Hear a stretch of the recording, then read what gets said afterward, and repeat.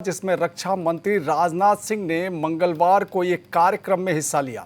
इस कार्यक्रम में रक्षा मंत्री ने अप्रैल में पहलगाम में हुए आतंकी हमले पर खुलकर बात की। उन्होंने कहा कि पहलगाम में आतंकियों ने जिस तरह धर्म पूछकर लोगों को निशाना बनाया, उसने देश को झकझोर दिया।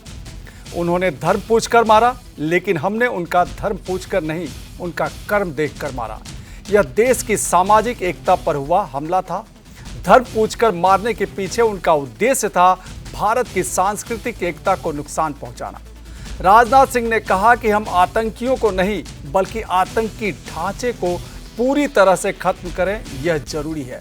पूरी दुनिया में पाकिस्तान को बेनकाब करना जरूरी हो गया है। यह बात पूरी दुनिया के सामने आ रही है कि पाकिस्तान को फंडिंग का मतलब है कि आतंकवाद को फंडिंग करना। अंतर्राष्ट्रीय समुदाय को पाकिस्तान को मिलने वाली विदेशी आर्थिक मदद को बंद करना होगा। आतंकवाद को खाद पानी नहीं मिलना चाहिए। इसमें संयुक्त राष्ट्र की भूमिका अहम है, लेकिन उसके निर्णयों पर सवालिया निशान लग रहे हैं। पाकिस्तान को आतंक विरोधी समिति में उपाध्यक्ष बनाया गया है। यह बिल्ली से दूध की रखवाली करने वाली बात है। और साथियों, मैं मानता हूं कि आतंकवाद के खिलाफ लड़ाई में एक बड़ी जिम्मेदारी किसी अंतर्राष्ट्रीय संस्था पर है, तो वह है संयुक्त राष्ट्र संघ।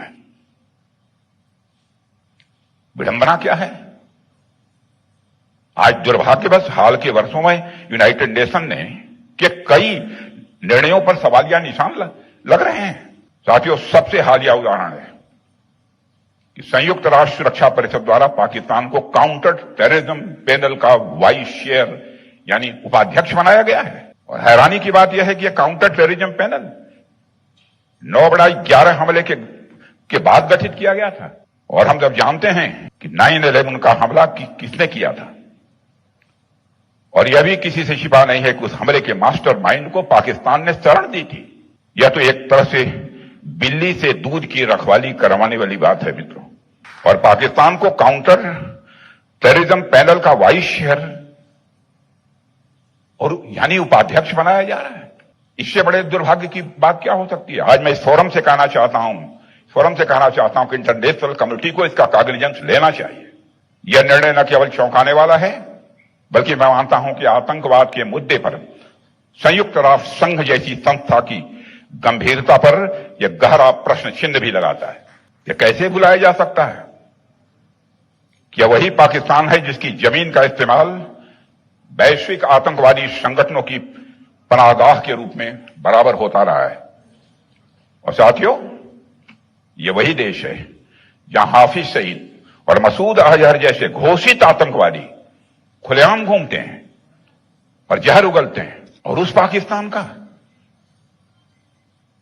कोई व्यक्ति वाइस चेयर बनता है यूनाइटेड नेशंस में जाकर, जहां आतंकवादियों के जनाजे में पाकिस्तान आर्मी के बड़े अफसर फातिहा पढ़ते नजर आते हैं। अब उसी पाकिस्तान से उम्मीद की जा रही है कि वह आतंकवाद के खिलाफ वैश्विक समुदाय का नेतृत्व करेगा। यह किसी क्रूर मजाक से कम नहीं है। यह अंतर्राष्ट्रीय व्यवस्था की नीयत और नीतियों दोनों पर गहरे सवाल खड़े करता है। और यह आतंकवाद के खिलाफ वैश्विक लड़ाई का मैं मानता हूं उपहास है, मजाक है। और मैं समझता हूं ग्लोबल कम्युनिटी और यूनाइटेड नेशंस जैसी संस्थाओं को आतंकवाद जैसे मुद्दों पर और भी गंभीरता से सोचने की जरूरत है, क्योंकि आतंकवाद के पर अगर नहीं कतरे गए तो आज नहीं कल पूरी दुनिया प्रभावित होकर रहेगी।